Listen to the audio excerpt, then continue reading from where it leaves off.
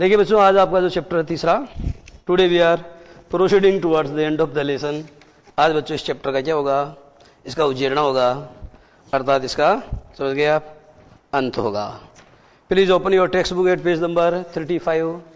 Page number 35 पर बच्चों अपनी पाठ्य पुस्तक आप खोलेंगे और पहला सेंटेंस देंगे, then it was she decided, then it was she decided there were different sorts of fathers. Then it was she decided there were different sorts of father. इस सेंटेंस ने तो बच्चों मुझे भी क्या करके रख दिया, कंफ्यूज करके रख दिया, क्योंकि सेंटेंस तो थोड़ा निराला है, लिखना पड़ेगा। देन को छोड़ दो, इट वॉज शी डिसाइडेड, और देन भी लिखो तो अपना क्या फर्क पड़ रहा है, देन में कितना फर्क पड़ जाएगा, लिख लो then it was she decided, and then it was she decided there were different sorts of fathers, there were different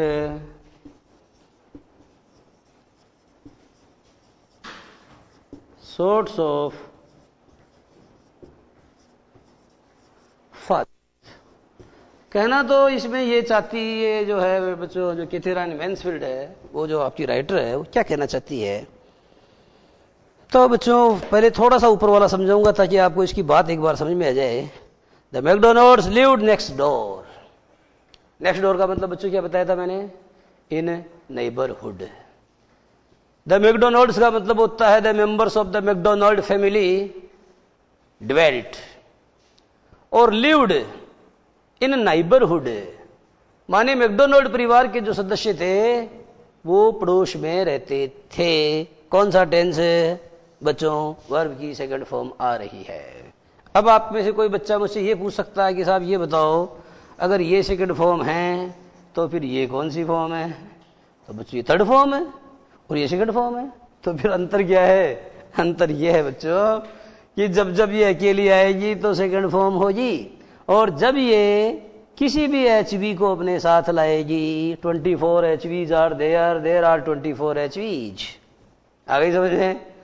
24 प्रकार की सहायक क्रियाएं होती हैं, और जब भी बच्चों ये दोनों एक जैसी क्रियाएं होती हैं, सेकंड फॉर्म और थर्ड फॉर्म, आप जानते हो अंग्रेजी में ज्यादातर ऐसी वर्ब्स हैं, फॉर्म्स ऑफ द वर्ब्स हैं कि बच्चों उसकी सेकंड फॉर्म और थर्ड फॉर्म एक जैसी होती है। And it becomes very difficult for a student to identify, और एक विद्यार्थी के लिए आइडेंटिफाई करना मुश्किल हो जाता है, whether the given form of the verb is second form और the third form, whether the given tense, tense का मतलब होता है form of the verb, is कौन सा है बच्चों, ये फॉर्म ऑफ द वर्ब जो ये कौन सी है, पास्ट है, दोनों ही पास्ट है, पर पास्ट है या पास्ट पार्टिसिपल है, इस बात को जानना विद्यार्थी के लिए मुश्किल हो जाता है। तब कैसे पहचानने का तरीका क्या है, ध्यान दो बच्चों, यदि सेकंड फॉर्म और थर्ड फॉर्म दोनों का रूप या दोनों की फॉर्म एक जैसी है तो आप भी आइडेंटिफाई नहीं कर सकते हो। क्या आइडेंटिफाई नहीं कर सकते हो कि ये सेकंड फॉर्म है या थर्ड फॉर्म है, लेकिन आप तब कर सकते हो when the particular verb is used in a sentence. समझ में आ गया है। जब तक आप बच्चों सेकंड फॉर्म और थर्ड फॉर्म का प्रयोग सेंटेंस में नहीं करोगे, तब तक यह पहचानना मुश्किल है कि इसको सेकंड फॉर्म कहें या इसको थर्ड फॉर्म कहें, क्योंकि दोनों एक जैसी है। लेकिन सेंटेंस में जब आप इसका यूज करोगे तो क्या पता चल जाएगा आपको। सेंटेंस में जब आप यूज करोगे तो बच्चों आप ये देखोगे कि यदि सेकंड फॉर्म है तो ये सिंगल यूज होगी, लेकिन अगर ये थर्ड फॉर्म है तो इट शैल बी अकम्पनीड, क्या कहा मैंने, it shall be accompanied with any of the 24 helping verbs, यानी जो 24 सहायक क्रियाएं हैं उनमें से किसी भी एक सहायक क्रिया को अपने साथ लेकर के आएगी तो आपके लिए पहचानना मुश्किल आसान हो जाएगा। अब बच्चों यह बताया गया, जरा देखना एक बार, the McDonalds lived next door, they had 5 children, उनके कितने बच्चे थे, उनके 5 बच्चे थे। अब बच्चों ये कुछ शब्द हैं जिन पे जरा आपको गौर करने की आवश्यकता है। बच्चे क्या करते हैं, चिल्ड्रन, और वो करते हैं साहब चिल्ड्रंस, ध्यान देना। बच्चे क्या करते हैं बच्चों, केटल, CATTLE, और बच्चे उसमें ऐसा और लगा के क्या कर देते हैं, केटल्स कर देते हैं। और क्या होता है, पीपल, तो पीपल यानी क्या होता है, लोग होता है, और बच्चे क्या कर देते हैं, पीपल्स। क्या समझाना चाहता हूं मैं ये समझाना चाहता हूं कि all these 3 words written on the board are already in their plural form. ये तीनों शब्द जो बोर्ड के ऊपर लिखे गए हैं ये पहले ही बच्चों अपने प्लूरल फॉर्म में हैं। अगर चिल्ड्रन का एक वचन बनाना है तो चाइल्ड बनाओ, इसका एस हटाने से काम नहीं चलेगा। केटल्स का एक वचन होता ही नहीं है, वो तो होता ही प्लूरल है केटल। पीपल्स का एक वचन होता ही नहीं है। तो बच्चों ये जो एस जोड़ा गया है ये बिल्कुल गलत जोड़ा गया है। ध्यान दो, इन शब्दों के अंत में एस जोड़ना सख्त मना है। तो दे हैड 5 चिल्ड्रन। बताओ उनके कितने बच्चे थे, 5 बच्चे थे। यहां भी देखो बच्चों दे आ रहा है, ठीक है। अब आ रहा है हेड आ रहा है, आगे आ रहा 5 चिल्ड्रन।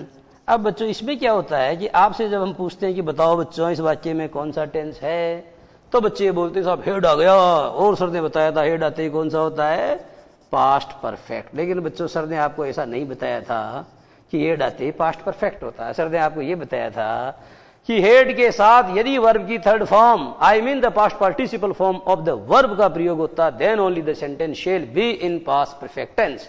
तभी बच्चों वो वाक्य पास्ट परफेक्ट टेंस का होगा। आप क्या देख रहे हैं, हेड तो आ रहा है परंतु आगे क्या नहीं आ रहा है, परंतु आगे बच्चों वर्ब की थर्ड फॉर्म नहीं आ रही है, तो इस हेड को क्या माना जाएगा, ये सब्जेक्ट हो गया, ये वर्ब हो गई। जब सहायक क्रिया नहीं होती तो वर्ब है। और बच्चों आप जानते हो हेव की सेकंड फॉर्म है, तो हेव की सेकंड फॉर्म कौन सी होती है, ये सेकंड फॉर्म होती है। तो बच्चों बताओ ये सेकंड फॉर्म है तो कौन सा टेंस माना जाएगा, पास्ट सिंपल। ध्यान दो बच्चों, हेव फर्स्ट फॉर्म होती है, क्लियर है, हेड सेकंड फॉर्म होती है, और बच्चों ये हेड क्या है, ये थर्ड फॉर्म है। कई बार क्या होता है आपको एक सेंटेंस ऐसा भी दिया जाता है हेड और हेड, अब 2 बार हेड आ गया तो आप कंफ्यूज हो जाते हो कि साहब एक सहायक क्रिया 2 बार। अरे बच्चों एक सहायक क्रिया 2 बार नहीं, ये हेड तो क्या है, ये तो बच्चों एच भी है और ये थर्ड फॉर्म है, क्योंकि आप जानते हो सेकंड फॉर्म भी यही है, थर्ड फॉर्म भी यही है। तो सहायक क्रिया के साथ आएगी तो थर्ड फॉर्म आएगी ना, तब बच्चों हेड आएगा। तो आपको इसको क्या बोलना चाहिए, इसको पास्ट परफेक्ट टेंस बोलना चाहिए। इसलिए हम कहते हैं कि we would have won the match, हम मैच को जीत चुके होते if we had Virat Kohli in our team, यदि विराट कोहली को हम अपनी टीम में रखते। क्लियर हो गया है। अब बताओ क्या समझ में आ गया, फर्स्ट फॉर्म समझ में, सेकंड फॉर्म, थर्ड फॉर्म। अब आएगी हैविंग, ये बच्चों फोर्थ फॉर्म होती है, और अब आएगी एस जोड़ो हेव्ज, ये 5वीं फॉर्म है, लेकिन ये गलत है, शुद्ध क्या होती है, HAS। समझ में आ गया है। जब ईट में एस जोड़ते हो तो ईट्स बनता है, प्ले में जब एस जोड़ते हो तो प्लेज बनता है, लेकिन हेव में जब एस जोड़ते हो तो कभी हेव्ज नहीं बनता है बल्कि हेज बनता है। तो बच्चों इसको कौन सी फॉर्म कहा जा सकता है, इसको बच्चों वर्ब की 5th फॉर्म या SAES फॉर्म कहा जा सकता है। तो दे हैड 5 चिल्ड्रन, के 5 बच्चे थे।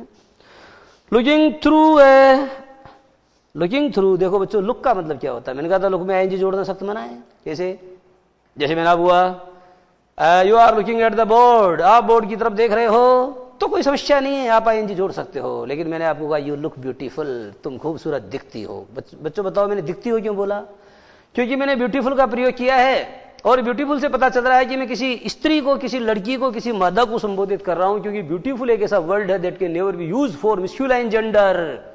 क्योंकि ब्यूटीफुल एक ऐसा शब्द है जिसका प्रयोग कभी भी पुल्लिंग अर्थात मस्कुलाइन जेंडर के लिए तो किया ही नहीं जाता है। ऐसे बोलते हैं क्या कि साहब लड़का, कोई लड़का है तुम्हारा दोस्त है, उसका नाम क्या है, जैसे मान लो टॉम, आपने बोला टॉम इज वेरी ब्यूटीफुल, ऐसा सेंटेंस तो आपने कभी किसी को बोलते हुए नहीं सुना होगा। ये तो छोटी छोटी बातें हैं जिनके ऊपर आपको ध्यान देने की जरूरत है।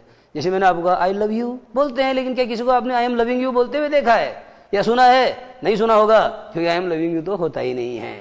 मैं ये समझाना चाहता हूं बच्चों कि लव एक ऐसी वर्ब है जिसमें आईएनजी का प्रयोग करना सख्त मना है, अगर आप उसका प्रयोग वर्ब के सेंस में कर रहे हैं तो। लेकिन यदि आप उसका प्रयोग एडजेक्टिव की तरह कर रहे हैं तो आईएनजी आ सकता है। जैसे I am your loving son, मैं आपका कैसा बेटा हूं, मैं आपका प्यारा बेटा हूं। आप अपने पिताजी को कहते हो I am your loving son, yours loving son, तो बताओ सन के पहले आपने लविंग का प्रयोग किया तो ये वर्ब की तरह फंक्शन नहीं कर रहा है, ये सन के पहले प्रयुक्त होकर के सन को क्वालिफाई कर रहा है, इसलिए इस पर्टिकुलर सेंटेंस में एडजेक्टिव की तरह फंक्शन कर रहा है। बात समझ में आ गई। अब जो लुक के बारे में बताया मैंने, 2 प्रकार की बातें हैं। देख रहा हूं तो लुक में आईएनजी जोड़ने में कोई प्रॉब्लम नहीं है, लेकिन दिख रहे हो तो लुक में आईएनजी नहीं जोड़ेगा। जैसे मैं ये नहीं कह सकता हूं यू आर लुकिंग स्मार्ट, ये गलत है। शुद्ध क्या, you look smart, you look smart कहना चाहिए, यू आर लुकिंग स्मार्ट कहना बिल्कुल गलत है। मैं ये समझाना चाहता हूं कि लुक का प्रयोग होता है देखना, उस सेंस में तो आईएनजी का प्रयोग उसमें करना कोई गलत नहीं होता है, लेकिन जब इसका मतलब होता है दिखना, मानी एपियर, सीम, SEEM, सी में नहीं क्या होता, प्रतीत होना। तो you seem smart, you appear smart, you look smart, लेकिन आईएनजी का प्रयोग यहां नहीं होगा। ठीक है। एक बात और है कि बच्चों लुकिंग का प्रयोग आप जब दो सेंटेंसेस को जोड़ने के लिए करते हो तो उसमें आईएनजी का प्रयोग किया जा सकता है। प्रेजेंट पार्टिसिपल का प्रयोग जब कनेक्टिव की तरह करते हैं, जैसे मैंने आपको कहा कि जैसे मैंने आपको उदाहरण दिया, शी सॉ ए लायन, उसने एक लायन देखा। She ran away at once, और वो तुरंत वहां से भाग गई। अब आप क्या करोगे, सी में क्या करोगे, आईएनजी जोड़ोगे। वैसे सी में आईएनजी नहीं जुड़ता है, तो आप क्या करोगे, seeing a lion she ran fast at once, अर्थात लायन को देख करके वह तुरंत वहां से भाग खड़ी गई। लायन को देख करके वह वहां से तुरंत भाग खड़ी हुई। तो समझ में आ गया आपके मैं क्या समझाना चाहता हूं। तो बच्चों जरा देखो, लुकिंग थ्रू, थ्रू यानी बताया बच्चों प्रीपोजिशन है।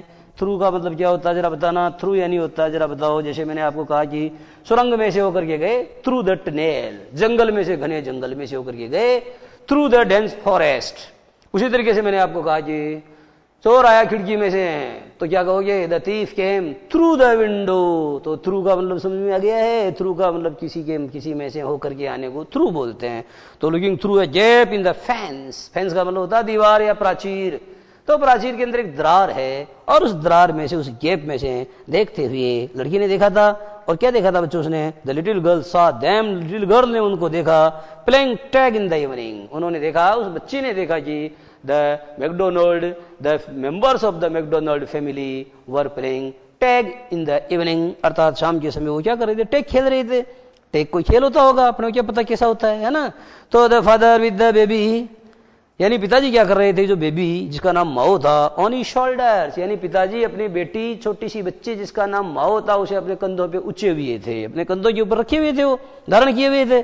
और आगे देखो, two little girls hanging on his coat pockets, और दो अन्य नन्ही नन्ही लड़कियां उनके कोट के जो पॉकेट्स मानी जेब होते हैं उनके क्या लुमी हुई थी, और क्या कर रही थी, ran round and round the flower beds, और फूलों की क्यारियों के चारों तरफ क्या कर रही थी वो बच्चों भाग रही थी। शेकिंग विद लॉफर, शेकिंग विद लॉफर का मतलब है अपने पापा को क्या कर रही थी, वो हिला डुला रही थी। विद लॉफर माने हंसी के मारे।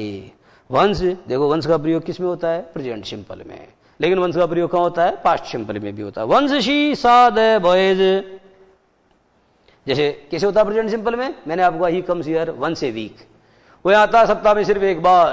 ही comes here once a week, बोलो वंस में किसका प्रयोग किया आपने, प्रेजेंट सिंपल का किया। अब जरा बोलो, once upon a time there was a king, या once upon a time there lived a king, तो बताओ किसका प्रयोग किया, इस बार आपने पास्ट सिंपल का प्रयोग किया। यानी अगर सेंटेंस में वंस का प्रयोग हुआ है तो द सेंटेंस में be in present simple, the sentence में be either in present simple और in past simple. Present simple में भी हो सकता है, पास्ट सिंपल में भी हो सकता है।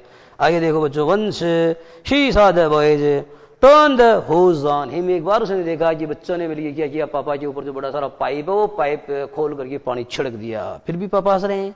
And you try to catch them, और उसने कोशिश की, वो कोशिश कर रहे थे किसको, उन बच्चों को पकड़ने की। लॉफिंग माने हंसते हुए, ऑल द टाइम माने सारा समय हंसते हुए। अब बच्चों क्या है बात, अब अपनी बात आती है। Then it was she decided, फिर वही समस्या आ गई अपने सामने। देन पूरा ही पैराग्राफ पढ़ लिया लेकिन फिर भी समस्या तो आ गई। Then it was she decided there were different sorts of fathers. Board की तरफ देखेंगे बच्चों क्या लिखा हुआ है, Then it was she decided। ये सेंटेंस बच्चों खूब विचार मंथन करने के पश्चात मैंने निष्कर्ष निकाला है कि ये सेंटेंस चाहे आपकी एनसीईआरटी का होगा, लेकिन है तो है ये सेंटेंस गलत है। This sentence is grammatically wrong. मेरे कहने से इस सेंटेंस को शुद्ध कीजिए, कैसे होगा ये। देन यानी बच्चों यहां कोई समस्या नहीं है, देन इट वॉज शी। अब डिसाइडेड, तो then it was decided by her, ठीक है बच्चों, यहां शी को काटो एक बार और बोल के देखो, पेशी बोझ का वाक्य हो गया। देन इट वॉज डिसाइडेड, तब बच्चों उस लड़की के द्वारा तय किया गया। आप चाहो तो यहां पर बाई हर का प्रयोग कर भी सकते हो और छोड़ भी सकते हो। अब बताओ क्या हुआ, then it was decided by her, फिर उस लड़की के द्वारा बच्चों क्या किया गया, then it was concluded by the girl, by the little girl, अर्थात उस नन्ही सी लड़की के द्वारा बाद में ये निष्कर्ष निकाला गया क्या, there were different sorts of fathers, कि इस दुनिया में अलग अलग प्रकार के पापा होते हैं, अलग अलग प्रकार के पिताजी होते हैं। कुछ पिताजी तो बड़े अच्छे होते हैं, जैसा कि मैकडोनाल्ड है, एक पिताजी उसका खुद का जो कि बहुत परेशान करता है। अब जरा देखना, सडनली वन डे, अचानक एक दिन, मदर बिकेम इल, मां बीमार पड़ गई, and she and grandmother went to hospital, और वह तथा ग्रैंड मदर माने दादी दोनों कहां चली गई, हॉस्पिटल चली गई। ये बच्चों एक तरकीब समझाता हूं बहुत अच्छी वाली, देखो परीक्षा की दृष्टि से बहुत मायने रखेगी। एक शब्द है बच्चों स्वेप्ट, जानते हो स्वीप यानी क्या होता है? स्वीप यानी झाड़ू लगाना, स्वीपर यानी झाड़ू लगाने वाला, और स्वीप की सेकंड फॉर्म होती है स्वेप्ट। पर मैं आपको इस ट्रिक के माध्यम से एक बहुत दूसरी चीज समझाने वाला हूं, अमर हो जाएगी आपके दिमाग में, अमिट छाप। देखो बच्चों, पहला शब्द देखना, स्लीप। क्या है बताओ? स्लीप किस पर करते हो? BED, बेड पर करते हो, ठीक है। दूसरा शब्द देखना, W यानी होता है बच्चों वर्शिप। बताओ वर्शिप कहां करते हो? वर्शिप बच्चों करते हो टेम्पल में। क्या होता है टेम्पल यानी मंदिर? इसे बच्चों अन्यथा श्राइन भी कहते हैं। क्या बोलते हैं? SHRINE, श्राइन, ठीक है। या टेम्पल या मॉस्क। मॉस्क यानी जानते हो मुसलमान वहां करते हैं, मॉस्क में करते हैं। या चर्च, चर्च जानते हो ये ईसाई जो होते हैं वो उधर करते हैं, गुरुद्वारा वगैरह वगैरह, ठीक है। अब जरा आगे देखना बच्चों, ई माने बताओ एजुकेशन लेने कहां जाते हो? तो बच्चों एजुकेशन लेने जाते हो स्कूल। कहां जाते हो? स्कूल। और बड़े हो जाओगे तो कॉलेज, और बड़े हो जाओगे तो यूनिवर्सिटी। ये सब क्या है बच्चों? ये शिक्षण संस्थान होते हैं। क्या होते हैं? शिक्षण संस्थान। और बढ़िया। अब बच्चों बताओ, अगर आप कोई गलती कर दो तो पनिशमेंट लेने कहां जाते हो? पनिशमेंट लेने जेल में जाते हो। कहां जाते हो? ये बच्चों प्रिजन, PRISON, प्रिजन या जेल, एक ही बात है ना। और अंतिम शब्द लिखना बच्चों, T माने बीमार पड़ जाओ तो ट्रीटमेंट लेने कहां जाते हो? ट्रीटमेंट लेने बच्चों हॉस्पिटल जाते हो, ठीक है। अब मुझे समझाना क्या है? मुझे ये समझाना है कि यदि बिस्तर पर कोई सोने के लिए ही जाएगा तो उसके पहले द का प्रयोग नहीं होगा, लेकिन अगर कोई सेकेंडरी पर्पज से जाएगा, अन्य उद्देश्य से जाएगा तो द का प्रयोग होगा। जैसे the thief went to the bed. The thief went to the bed का मतलब चोर बिस्तर पर चला गया, लेकिन उसका उद्देश्य सोना नहीं था, इसलिए द का प्रयोग करना पड़ा। और दूसरा जरा देखो, टेम्पल यानी मंदिर में जाते हो, पूजा करने जाते हो तो द का प्रयोग नहीं होगा, लेकिन अगर मान लो कोई मिस्त्री मैकेनिक है और मंदिर की छत टूट गई है, उसको रिपेयर करने के लिए जा रहा है, तो बताओ क्या होगा? द का प्रयोग होगा। उसी तरीके से बच्चों स्कूल, और उसी तरीके से आप देख रहे हो प्रिजन, हॉस्पिटल। देखो यहाँ हॉस्पिटल में द का प्रयोग नहीं हुआ है ना। क्यों नहीं हुआ है? क्योंकि उसकी मम्मी बीमार थी और वो ट्रीटमेंट लेने के लिए गए थे। लेकिन बच्चों जब आप बीमार नहीं होते और किसी से मिलने के लिए जाते हो, जैसे she went to the hospital on alternative day to see her husband, अर्थात वो अपने पति से मिलने के लिए एक दिन छोड़ करके एक दिन अस्पताल जाती थी। तो बताओ वो खुद बीमार नहीं थी ना, इसलिए हॉस्पिटल के पहले क्या लगाया आपने? द लगाया। तो बच्चों ये समझो कि ये ऐसे स्थान हैं कि यदि इनके ऊपर कोई प्राइमरी पर्पज से जाए, इन स्थानों पर यदि प्राइमरी पर्पज यानी प्राथमिक उद्देश्यों से जाया जाए तो इनके पहले द का प्रयोग नहीं होता है। बट इफ समबडी विजिट्स और इफ समबडी गोज देयर, ठीक है, अगर कोई आदमी वहां जाता फॉर ए सेकेंडरी पर्पज, अर्थात किसी द्वितीयक उद्देश्य के लिए, तब इनके पहले द का प्रयोग होता है। तो बच्चों इस क्रम में अपनी बात जारी रहेगी, परंतु इससे पहले हम लेंगे 2 मिनट का ब्रेक।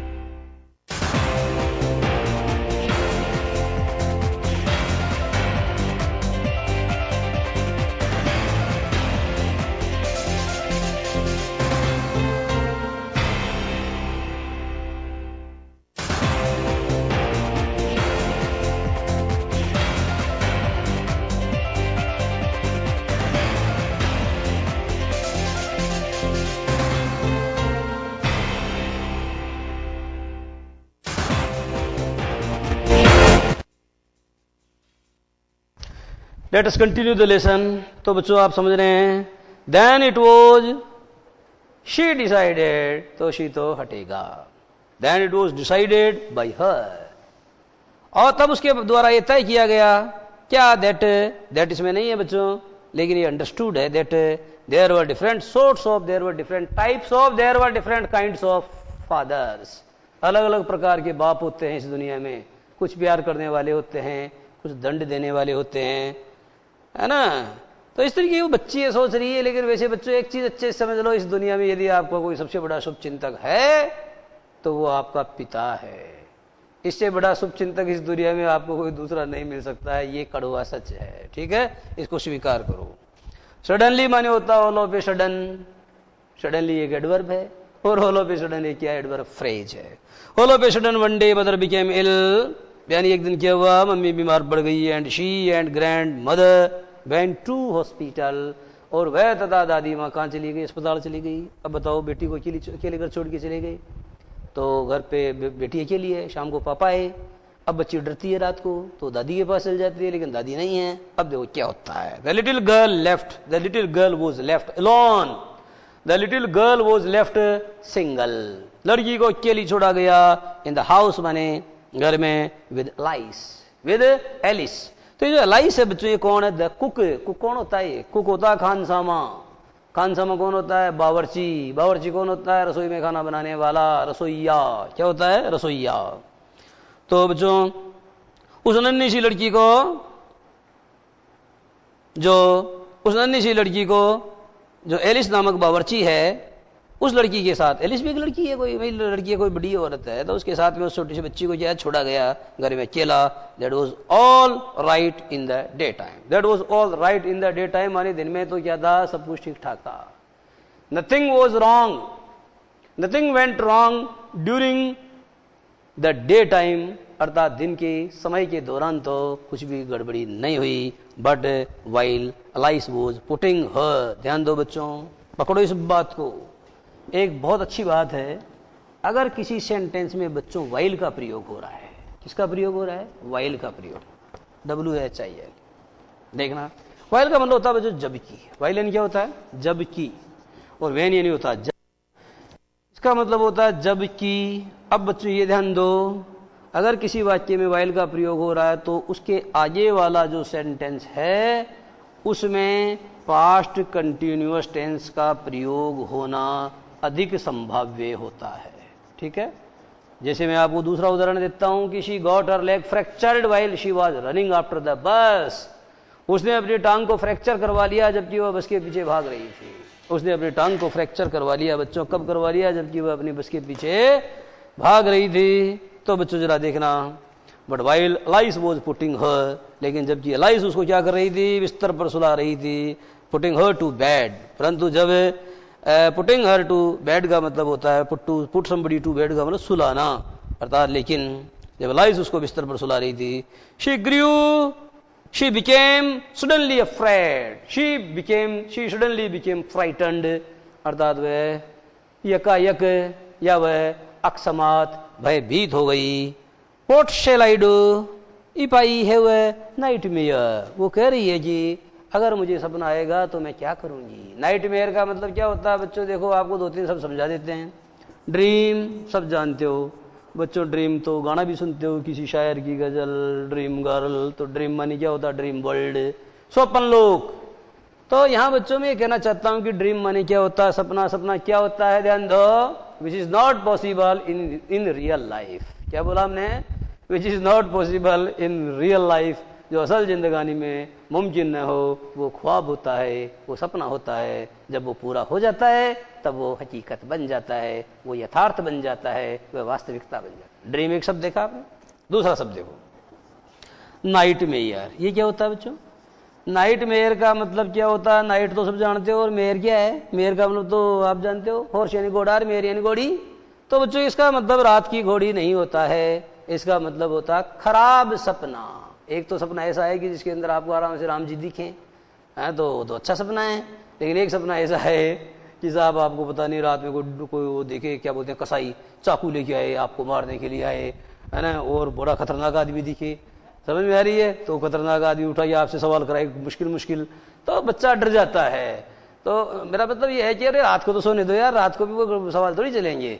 तो मैं समझाना चाहता हूं कि नाइटमेयर का मतलब होता है बच्चों कौन सा सपना, जरा देखना हिंदी में शब्द क्या लिख रहा हूं, दो ये स्वप्न। कौन सा स्वप्न है, दुस्वप्न। अब एक शब्द और चलेगा, एक शब्द होता है बच्चों, जरा देखना रेवरी। REVERIE ये शब्द आपको नहीं आता होगा, और इसका मतलब होता है डे ड्रीम। डे ड्रीम का मतलब क्या होता है बच्चों, ये डे ड्रीम आपको जरूर समझ लेना चाहिए। ये इसलिए आपको समझना जरूरी है बच्चों क्योंकि आप किशोर हो, ये किशोरावस्था की विशेषता मानी गई है। जो मॉडर्न एजुकेशन साइकोलॉजी है उसके अंदर जो किशोर अर्थात जो एडोलेसेंस होता है, आपकी जो उम्र है, उसकी सबसे बड़ी खास बात क्या है, आप लोग बच्चों डे ड्रीम मानी दिवा स्वप्न देखते हो। तारे जमी पर मूवी है तो आप जानते हो उसमें क्या होता है, ठीक है, वर्ड्स आर डांसिंग, शब्द नाचते हैं ऐसे वैसे, और क्या है, कुछ नहीं, उसका पढ़ने वाले का ध्यान नहीं पढ़ने, वो तो अन्यमनस्क है। अन्यमनस्क का मतलब जिसका ध्यान कहीं और। आप बच्चों दत्त चित्त नहीं हो पाते हो, आप एकाग्र चित्त नहीं हो पाते हो, you are unable to concentrate your mind on the topic. आप किसी प्रकरण विशेष के ऊपर अपने ध्यान को केंद्रित नहीं कर पाते हो। क्यों? आप दिन में सपने देखते हैं बच्चों, आपका दोष नहीं है। ये वीर पूजा वगैरह करना और ये क्या बोला हमने दिवा स्वप्न देखना, ये तो किशोरावस्था की खास बात है, बुरी बात नहीं, देखा करो। परंतु आवश्यकता से अधिक दिवा स्वप्न व्यक्ति को अपराधी बना सकता है। आवश्यकता से ज्यादा दिवा स्वप्न व्यक्ति को क्या बना सकता है, उसे बच्चों अपराधी बना सकता है। इसे थोड़ा थोड़ा तो ठीक है, लेकिन ज्यादा नहीं देखना है। ज्यादा है तो आप क्या किया करो, काबू किया करो, और ज्यादा है तो ना लिया करो, तो दिमाग थोड़ा आपका क्या हो जाएगा, शीतल हो जाएगा। तो बच्चों यहां बताया गया है जी, व्हाट शैल आई डू, ये बच्चों कैसा सेंटेंस है, I will see the Taj if I go to Agra, what shall I do if I have a nightmare. तो बच्चों हैव क्या, प्रेजेंट सिंपल है, हैव। तो अगर मुझे बुरा सपना आया तो मैं क्या करूंगी, शी आस्क्ड, उसने पूछा। आई ऑफन, ऑफन का प्रयोग प्रेजेंट सिंपल में होता है, आई ऑफन हैव नाइटमेयर्स, अर्थात मुझे अक्सर आते हैं बुरे सपने, मुझे अक्सर या मुझे प्राय दुस्वप्न आते हैं। And then granny takes me into her bed, और फिर क्या होता है, दादी मुझे अपने बिस्तर पर ले जाती है। ध्यान दो बच्चों, इनटू हर बेड का मतलब अपने बिस्तर में ले जाती है, लेकिन हिंदी में तो यही बोलोगे आप कि वो अपने बिस्तर पर ले जाती है, लेकिन बच्चों आप बताओ बिस्तर में ले जाती है, क्योंकि वो इतना बड़ा होता है ना, उसके आगोश में ले जाती है, इसलिए क्या है, यहाँ इनटू का प्रयोग हो रहा है, और बिल्कुल ठीक हो रहा है। I can't stay in the dark, मैं नहीं ठहर सकती हूं, कहां, इन द डार्क। देखो बच्चों, डार्क के दो मतलब होते हैं, जैसे मैंने आपको कहा डार्क लेडी। शेक्सपियर ने ज्यादातर कविताएं किसको संबोधित करके लिखी है, उसका दोस्त है WH अर्ल ऑफ साउथ एम्पटन, उसको संबोधित करके उसने अपने ज्यादातर सोनेट लिखे हैं। लेकिन कुछ एक सोनेट उन्होंने एक औरत को भी संबोधित करके लिखे हैं, और वो औरत कौन है, शी इज डार्क लेडी। वो कोई सांवली सलोनी, सांवली मगर तीखे नैनक्स वाली कोई स्त्री है, पर वो कौन है, इसका तो वो कौन है इस बारे में तो इतिहास मौन है, पता नहीं है कि वो कौन है, परंतु उन्होंने लिखा है। तो डार्क मानी मैं समझाना चाहता हूं कि एडजेक्टिव है, लेकिन बच्चों डार्क एक डार्कनेस का अर्थ भी देता है। डार्क मानी अंधेरा भी होता है, और डार्क मानी एक तो अंधेरा होता है, और एक क्या होता है, अंधकारमय होता है। दोनों अर्थ है इसकी, एडजेक्टिव की तरह भी फंक्शन करता है तथा ये नाउन की तरह भी करता है। यहाँ बच्चों डार्क की आगे दायरा आना, ये इस बात का सबूत है कि नाउन है, क्योंकि no noun no article, no noun no article, तो बच्चों एडजेक्टिव नहीं बल्कि नाउन की तरह फंक्शन कर रहा है। और यहाँ बताया जा रहा है कि I can't stay in the dark, अर्थात मैं अंधेरे में नहीं ठहर सकती हूँ, नहीं रुक सकती हूँ, ठीक है। It all gets whispery, it all gets whispery. It का मतलब क्या है, इट यानी बच्चों ये पूरा मौसम, ये पूरी फजाएं, ये पूरी दुनिया मुझे काना फुशी करती हुई प्रतीत होती है। ऐसा लगता है कानों के अंदर कोई फुसर फुसर फुसर फुसर फुसर फुसर कर रहा है, मैं डर जाती हूं। शी जस्ट गो टू, तो लड़की क्या वो क्या बोलती है उसकी, वो जो है ना एलाइस नाम की दासी, कनीज मतलब जो खाना वाना बनाती है, तो you just go to sleep child, बिटिया तुम जो है सिर्फ सोने चली जाओ। जस्ट यानी क्या होता है, तत्काल, और जस्ट यानी होता मात्र, तो मात्र सोने चली जाओ। शेड एलाइस बोली, पुलिंग ऑफ हर सॉक्स, अर्थात उसके मोजे उतारते हुए, उसके जुराब उतारते हुए। एलाइस ने कहा बच्ची कुछ नहीं है, तुम जाकर के सो जाओ, एंड डोंट यू स्क्रीम। अब बच्चों ये भी गलत है, क्योंकि इसलिए है क्योंकि and don't you scream, you को आइए लाओ, डोंट अगर आइए आएगा तो लास्ट में क्या आएगा, क्वेश्चन मार्क आएगा। ये प्रश्नवाचक वाक्य थोड़ी है, अगर प्रश्नवाचक वाक्य है तो फिर लास्ट में क्वेश्चन मार्क क्यों नहीं आ रहा, तो इसको यूं करो, एंड यू डोंट स्क्रीम, और तुम चीखना मत। एंड वेक योर पुअर फा, एंड वेक योर पुअर पा तो आप जानते हो अमिताभ की मूवी है पा जरूर देखना, आप देखने लायक पिक्चर है ना, मैंने भी देखी है। तो एंड यू डोंट स्क्रीम, और तुम चिल्लाना मत, चीखना मत, है ना, और तुम जो है चिल्ला करके क्या मत करना, वेक योर पुअर पा, तुम्हारे बेचारे पापा को जो है जगाना मत, कि वो सारा दिन काम करके आते हैं, थके मांदे आते हैं, और तुम क्या करेगी, चिल्ला चिल्ला उनको जगा देगी, ठीक से सोने नहीं देगी। But the same old nightmare came, परंतु बच्चों वही पुराना वाला दूसरों बनाया, the butcher with a knife, यानी कसाई आया एक चक्कू के साथ, एंड ए रॉप, और एक रस्सी के साथ। लेकिन बच्चों कसाई एक चाकू तथा एक रसोई के साथ आया। रसोई क्यों, रस्सी के साथ आया? तो कसाई बच्चों एक चाकू तथा एक रस्सी के साथ आया। Who came nearer and nearer, जो निकटतर और निकटतर आता गया, स्माइलिंग, मुस्कुराते हुए, दैट ड्रेडफुल स्माइल, अर्थात वह भयानक मुस्कुराहट, मुस्कुराते हुए वो उसके करीब आता गया। वाइल शी, अब आप कहोगे साहब यहाँ वाइल के बाद में आईएनजी नहीं आ रहा, तो कभी कभी नहीं भी आता है, पर ज्यादातर आता है। While she could not move, जबकि वो हिल भी नहीं पाई। कुड ओनली स्टैंड स्टिल, सिर्फ स्थिर खड़ी रही सपने में। क्राइंग आउट, चिल्लाती रही, ग्रैंड माँ, दादी दादी। शी वॉक शाइवरिंग, वो कांपते हुए जाग गई। टू सी, और उसने क्या देखा जब वो कांपते हुए जागी, तो व्हाट डिड शी सा, व्हाट डिड शी सी, उसने क्या देखा? शी सा फादर बिसाइड हर बेड, उसने देखा पिताजी उसके बिस्तर के बगल में खड़े हैं। A candle in his hand, उनके हाथ में एक मोमबत्ती है। What is the matter, he said, क्या बात है? वो बोले, ओ ए बुचर, अरे कसाई है। ए नाइफ, उसके हाथ में एक चक्कू है। आई वॉन्ट ग्राइनी, मुझे दादी की जरूरत है। ही ब्लू आउट द कैंडल, पापा ने क्या किया, फूंक मार करके मोमबत्ती को बुझाया। बेंट डाउन, थोड़ा नीचे झुके, and caught up the child in his arms, और उस बच्ची को अपनी बाहों में उठा लिया। Carrying her along the passage, उसे वो लेकर के चले गए, ले जाते हुए अलोंग द पैसेज मैंने गलियारा, कॉरिडोर या गलियारे में से होते हुए उसको अपनी बाहों में भर के ले गए। टू द बिग बेडरूम, अर्थात बड़े वाले बेडरूम में, उनका जो पर्सनल बेडरूम था ना, उसमें ले गए वो। A newspaper was on the bed, और बच्चों बेड के ऊपर क्या था, जरा बताना। बेड के ऊपर एक न्यूज पेपर था। क्या था? उसके ऊपर एक न्यूज पेपर, मैंने अखबार पढ़ा हुआ था। हाफ स्मोक्ड सिगार, एक आधा पिया हुआ सिगरेट था। Was near his reading lamp, उसके पढ़ने के लैम्प के बिल्कुल पास में था। बड़े आदमी पीते हैं ये, लेकिन ये तो हानिकारक है, धूम्रपान स्वास्थ्य के लिए हानिकारक है। Smoking is injurious to health, याद रखो बच्चों, है ना, कैंसर वगैरह कारित करता है। तो ही पुट अवे द पेपर, देखो बच्चों पुट सेकंड फॉर्म है, इसलिए इसमें एस नहीं आ रहा। He put away the paper, उसने अखबार को साइड में रखा। Threw the cigar into the fireplace, अंगीठी के अंदर वो जो सिगरेट का टोंटा था, आधी बड़ी हुई सिगरेट टोंटा, उस सिगरेट के टोंटे को उसने किस में फेंका? अंगीठी में फेंका। Then carefully tucked up the child, और फिर बच्चों क्या किया, फिर उसने जो बड़ी सावधानी के साथ में उस लड़की को क्या किया बच्चों, उसको बिस्तर में जो लपेटा, ताकि ये जो डरे नहीं, घबराए नहीं, है ना। ही ले, सेकंड फॉर्म है, ही ले डाउन बिसाइड हर, वो उसकी बगल में ही लेट गए। हाफ अस्लीप स्टिल, लड़की अभी भी आधा सोई हुई थी। Still with the butcher smile all about her, अभी भी जो है इट सीम्ड, यानी अभी भी उसको अपने चारों तरफ वो जो कसाई है उसकी वो जो ड्राउनी मुस्कुराहट है, मुस्कान, वो अभी भी उसको जो है प्रतीत हो रही थी। She crept close to him, अर्थात वो रैंक करके, सरक करके, खिसक करके उनके करीब आ गई। स्नगल्ड हर हेड, स्नगल्ड हर हेड का मतलब होता है बच्चों, उसने अपना सर छुपा लिया। हिड हर हेड, उसने अपना सर छुपा लिया। अंडर हिज आर्म, माने अपने पापा की बाहों में उसने अपना सिर छुपा लिया। Head tightly to his shirt, उसकी कमीज को उन्होंने बड़ी, उस लड़की ने कस करके पकड़ दिया, उसकी कमीज को उस लड़की ने क्या किया, कस करके पकड़ दिया। Then the dark did not matter, she lay still, then the dark did not matter, she lay still, अर्थात फिर अंधेरे से कोई फर्क नहीं पड़ा, वो चुपचाप शांति से लेटी रही। पापा कहते हैं here rub your feet against my legs, अर्थात यहां पर अपनी टांगों को मेरी टांगों से बिटिया तुम रगड़ लो, गर्म कर लो इनको। एंड गेट देम वार्म, उनको गर्म कर लो। शेड फादर, पिताजी ने कहा। टायर्ड आउट, अर्थात थक करके। He slept before the little girl, यानी पिताजी तो लड़की से पहले ही सो गए। और क्या हुआ बच्चे, फनी फीलिंग केम ओवर हर, और एक बड़ी विचित्र अनुभूति उसके मनोमस्तिष्क में आई। पुअर फादर, बेचारे पिताजी, not so big after all, आखिरकार इतने बड़े या इतने बीमाकार भी नहीं है। And with no one to look after him, और उनकी देखभाल करने के लिए घर पर कोई भी नहीं है। He was older than grandmother, और उसके पापा जो थे वो दादी की तुलना में उनका शरीर थोड़ा सख्त ज्यादा था। But it was nice hard days, परंतु ये कठोरता जो है बड़ी सुखद थी। एंड एवरी डे, और हर दिन, ही हैड टू वर्क, उन्हें काम पर जाना पड़ता था। And was too tired to be a mister McDonald, और वो इतने ज्यादा थक जाते हैं कि वो मिस्टर मैकडोनाल्ड की तरह नहीं बन सकते हैं। She had torn up all his beautiful writing, उसने उनके तमाम, यानी बिटिया ने पापा की जो तमाम अच्छी लिखावट थी उसको फाड़ दिया था। शी स्टिल्ड सडनली, फिर वो क्या हुआ बच्चों, अचानक वह जो हिल गई।